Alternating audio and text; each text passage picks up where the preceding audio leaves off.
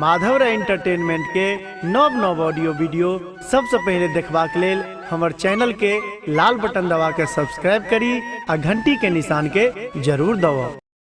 बाजू बाजू गोरा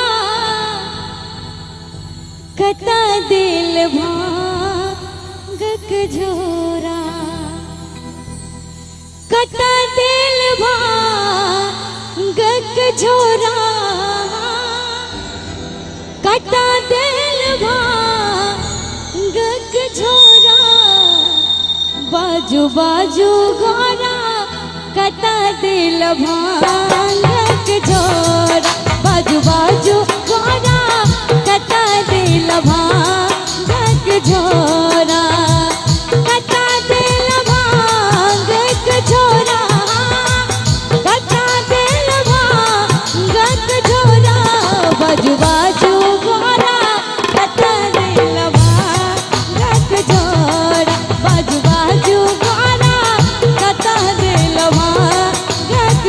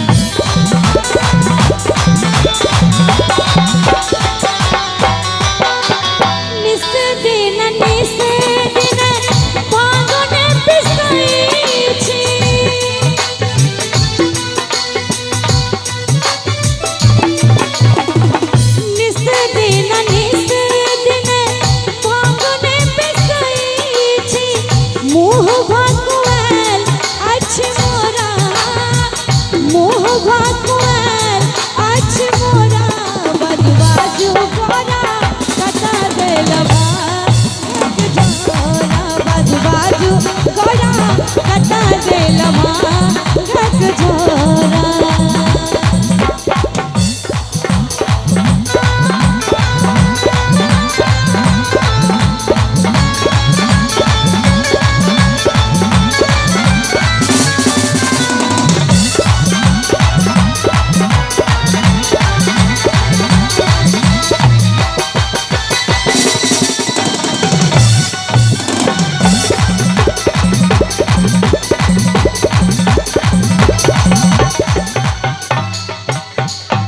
अब देखिए अंतिम में कहिए, भनहि विद्यापति सुनु है मनायन, भनहि विद्यापति सुनु है मनायन।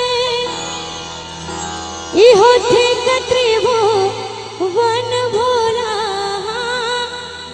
इहो ठीक त्रिभुवन भोला। अच्छा आप करें सब गोटे दोनों हाथ उठा के, बाजू बाजू गोरा कता दिल भागक झोरा, बाजू बाजू गोरा कता दिल भागक झोरा।